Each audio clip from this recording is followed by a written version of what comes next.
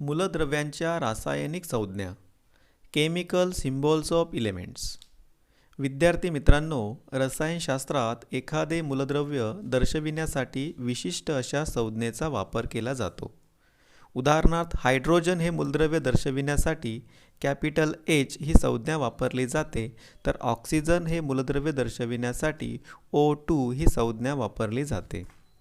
आज आपण IUPAC म्हणजेच international union of pure and applied chemistry या जागतिक संस्थेने ठरवून दिलेल्या मूलद्रव्यांच्या संज्ञा वापरतो आहोत. ही नावे व संज्ञा अधिकृत मानली जातात व जगभर या मूलद्रव्यांना त्याच नावाने ओळखले जाते. सध्याची जी रासायनिक संज्ञा पद्धती आहे ती बर्झिलियस या वैज्ञानिकाने शोधलेल्या पद्धतीवर आधारित आहे. या पद्धतीनुसार मूलद्रव्यांची संज्ञा ही त्याच्या नावातील पहिले अक्षर किंवा दुसरे अक्षर किंवा इतर विशिष्ट अक्षर अशी असते.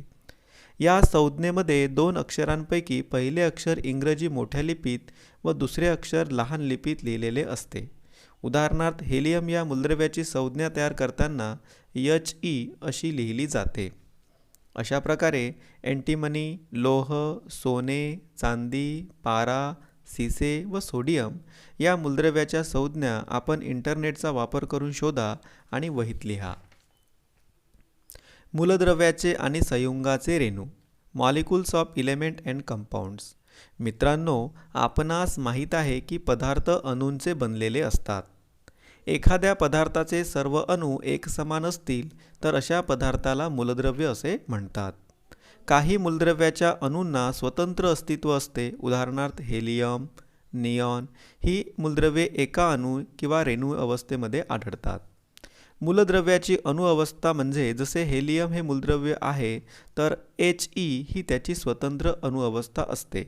तर काही मूलद्रव्ये रेणू अवस्थेमध्ये आढळतात म्हणजे दोन अणूंपासून एक रेणू बनतो. उदाहरणार्थ ऑक्सिजन हा O2 या अवस्थेमध्ये आढळतो, तर नायट्रोजन हा N2 या अवस्थेमध्ये आढळतो. जेव्हा दोन अणू एकत्र राहतात तेव्हा त्यास मूलद्रव्याचा रेणू असे म्हणतात. आणि जेव्हा वेगवेगळ्या मूलद्रव्याचे अणू एकमेकांशी संयोग पावतात व संयुगे व रेणू तयार होतात. अशा प्रकारे कोणते मूलद्रव्य अणू अवस्थेत व कोणते मूलद्रव्य रेणू अवस्थेत किंवा संयुगावस्थेत आढळतात अशा मूलद्रव्याची आपणास यादी तयार करता येईल. रेणू वस्तुमान आणि मोलची संकल्पना मॉलिक्युलर मास अँड मोल कन्सेप्ट. रेणू वस्तुमान आपण यापूर्वीच्या भागात अणुवस्तुमान म्हणजे काय शिकलेलो आहोत. एखाद्या पदार्थाचे रेणुवस्तुमान म्हणजे त्याच्या एका रेणूमधील सर्व अणूंच्या अणुवस्तुमानांकाची बेरीज असते. आणि अणुवस्तुमानांकाप्रमाणेच रेणुवस्तुमानसुद्धा डॉल्टन या एककामध्ये मोजले जाते. आता H2O म्हणजे पाणी या रेणूचे रेणुवस्तुमान कसे काढलेले आहे ते समजून घेऊया. जसं की H2O मध्ये घटक मूलद्रव्ये आहेत हायड्रोजन व ऑक्सिजन. आणि हायड्रोजनचे अणुवस्तुमान आहे 1 आणि ऑक्सिजनचे अणुवस्तुमान आहे 16. आता रेणूतील अणूंची संख्या बघा. हायड्रोजनचे एकूण रेणू आहेत 1 म्हणजे एका रेणूमध्ये 2 अणू म्हणून रेणूमधील अणूंची संख्या 2 म्हणजे हायड्रोजनचे 2 अणू आणि ऑक्सिजनचा 1 अणू. तर या सर्व घटकांचे वस्तुमान जर आपण बघायला गेलो तर हायड्रोजनचे एकूण वस्तुमान होईल 2 आणि ऑक्सिजनचे वस्तुमान होईल 16. असे एकूण 18 हे पाण्याचे रेणुवस्तुमान होईल. म्हणजे मित्रांनो, मूलद्रव्याची अणुवस्तुमाने आपणास माहीत असतील तर त्या संयुगाचे रेणुवस्तुमान आपण सहज काढू शकतो. जसे पाठ्यपुस्तकात काही मूलद्रव्याची अणुवस्तुमाने दिलेली आहेत. यावरून आपणास दिलेल्या संयुगाचे रेणुवस्तुमान काढता येऊ शकतात. जसं की उदाहरणामध्ये सोडियमचे अणुवस्तुमान 23 आणि क्लोरीनचे अणुवस्तुमान 35 असेल तर सोडियम क्लोराईड NaCl या संयुगाचे रेणुवस्तुमान किती असा जर प्रश्न विचारला तर अगदी साध्या सोप्या पद्धतीने सोडियमचे अणुवस्तुमान 23 आणि क्लोरीनचे अणुवस्तुमान 35 या दोन्ही अणुवस्तुमानांकाची बेरीज केली तर आपल्याला सोडियम क्लोराईडचे रेणुवस्तुमान मिळेल, ते म्हणजे 58. मोल. मित्रांनो, मूलद्रव्ये किंवा संयुगे जेव्हा रासायनिक अभिक्रियेत भाग घेतात तेव्हा अणू आणि रेणूमध्ये अभिक्रिया होत असते. त्यामुळे अणू व रेणूंची संख्या माहीत असावी लागते. अशा वेळेस अणू रेणूची संख्या हाताळण्यासाठी मोल या राशीचा उपयोग करणे सोयीचे असते, म्हणून मोल या संकल्पनेचा उपयोग केला जातो. मग मोल म्हणजे काय? तर मोल ही पदार्थाची अशी राशी असते की जिचे ग्रॅममधील वस्तुमान हे त्या पदार्थाच्या रेणुवस्तुमानांकाच्या डाल्टनमधील मूल्याएवढेच असते. हे अधिक चांगले समजून घेण्यासाठी एक उदाहरण घेऊया. ऑक्सिजन हे मूलद्रव्य द्विअणुरेणू अवस्थेमध्ये आढळते, म्हणजे O2 या स्वरूपामध्ये आढळते. ऑक्सिजनचे रेणुवस्तुमान काढायचे तर एका ऑक्सिजनच्या अणूचे अणुवस्तुमान 16, तर रेणुवस्तुमान किती होईल? 32.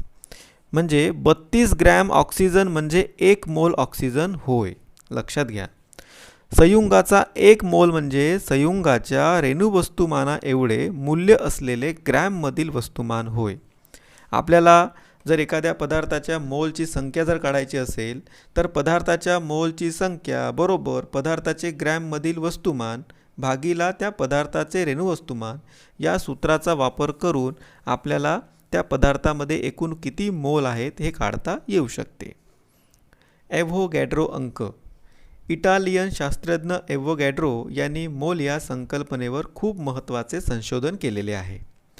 त्यांनी प्रयोगाने दाखवून दिले की कोणत्याही पदार्थाच्या एका मोलच्या राशीमध्ये रेणूची संख्या निश्चित असते आणि ही संख्या त्यांनी संशोधनातून शोधून काढली. ती म्हणजे 6.022 multiply by 10⁻23. That means 6.022 multiply by 10⁻23 इतकी असते. याच संख्येला एव्होगॅड्रो अंक असे म्हणतात.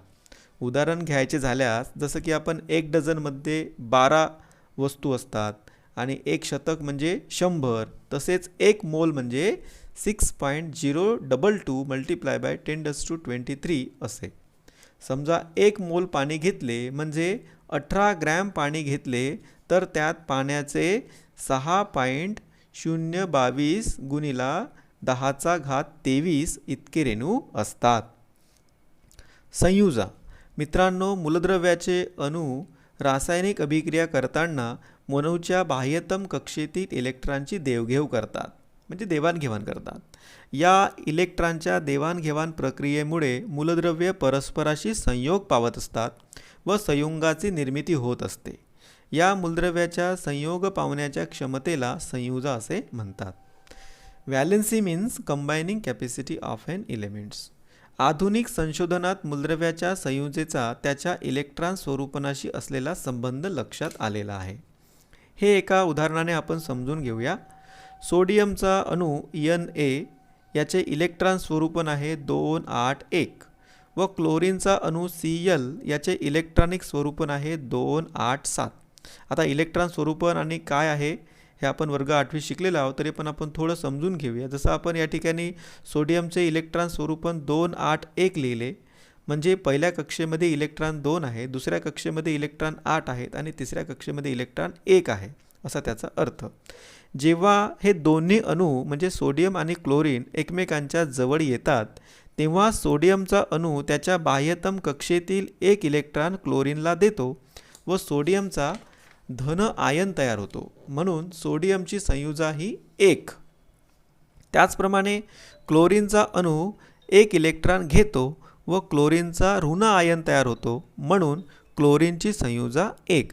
अशा प्रकारे सोडियमच्या अणूची क्षमता 1 इलेक्ट्रॉन देण्याची तर क्लोरीनची अणूची क्षमता 1 इलेक्ट्रॉन घेण्याची, म्हणजेच आयनिक बंध निर्माण होताना मूलद्रव्याचा अणू जितके इलेक्ट्रॉन देतो किंवा घेतो ती संख्या म्हणजे त्या मूलद्रव्याची संयुजा असते.